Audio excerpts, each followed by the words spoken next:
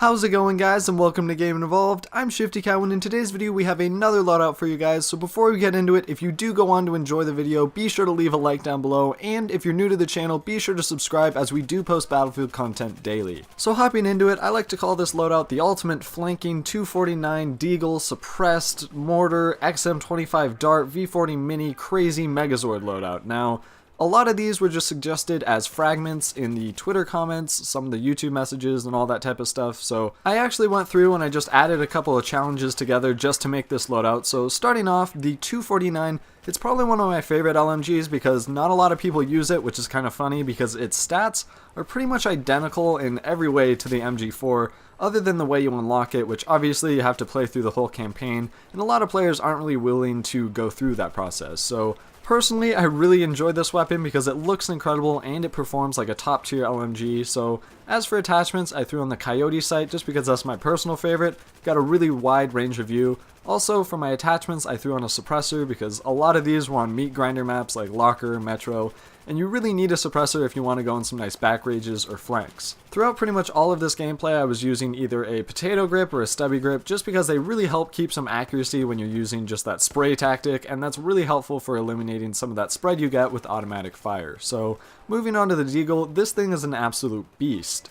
So I actually ended up getting pretty much all of this gameplay from one round of Operation Locker Rush, and this thing just completely dominates. There were some really crazy kill streaks I went on just using the Deagle only. It was a completely normal server, it wasn't pistols only, and people still couldn't handle me just because it has such a crazy time to kill. It takes 2 shots, maximum of 3 usually, and if you get a headshot from most ranges, you can down them in 1 shot. So as long as I was consistent with my shots and I could actually get some aim, it was pretty crazy the amount of kill streaks you could go on, and I still played the objective. So the Deagle is by far one of my favorite sidearms, but it isn't the most accurate. If you start spraying down too quickly, you're going to be missing shots everywhere, and I think that's where I have the most frustration with it, because a lot of other weapons that are sidearms, if you spray for days, they still keep that really nice accuracy, where the Deagle really penalizes you for long-range shooting and just spam firing. So as for the attachments, I decided to go with a suppressor because obviously you don't want people hearing you when you're trying to sneak up on the booty, and also the mini RDS is really helpful at taking out people at range.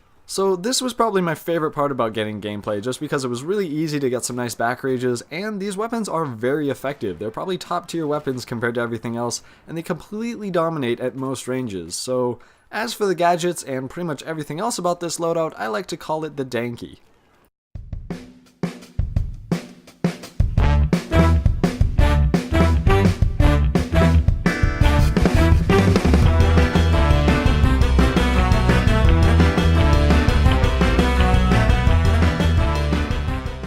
Now, the Danky consists of the mortar tube, the XM25 dart, because why not, and the V40 mini grenades. Now, most of these gadgets I really do not enjoy using. When I'm running as a support player, I usually run with C4 and an ammo box. That's pretty standard for the battlefield, just because that way you can resupply your friends, resupply yourself, and blow up any enemy vehicles that need to be destroyed.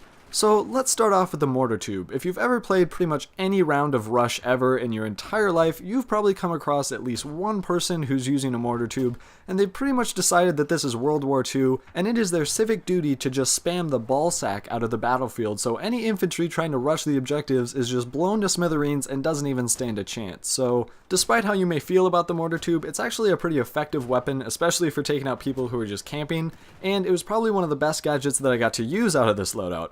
So moving on to the XM25 dart, this thing is just the definition of dank. So let me start out by saying I am not a shotgun guy. I really don't enjoy using them just because they have a lot of random spread, and I just don't really like that playstyle because it really limits my range.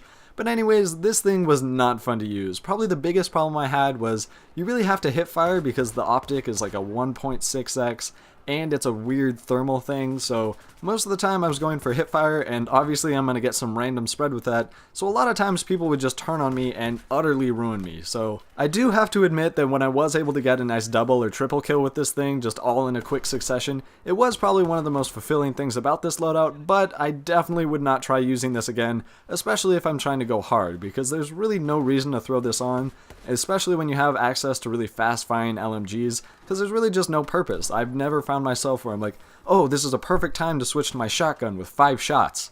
it just doesn't really happen. I usually just switch over to my sidearm, or if I have C4, I'll just pull that out and try and get a couple kills with that. But anyways, the last thing in this loadout was the V40 mini grenades. Now, this part of the loadout really just made me sad, because I remember back when Battlefield 4 just launched, these things were absolutely incredible. First of all, you could carry 3 of them. 3 grenades in 1 life was incredibly helpful, and not to mention you could throw these for like 50 meters, like they went far.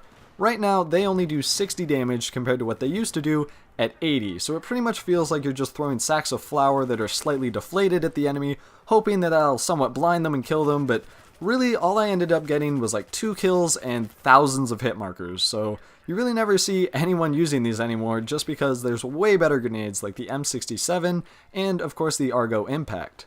So that's pretty much it for this video, guys. If you did enjoy, be sure to leave a like down below, and if you have any weapon suggestions or challenges, be sure to leave those in the comments down below. Go check out our Twitter, subscribe, and as always guys, stay buttery.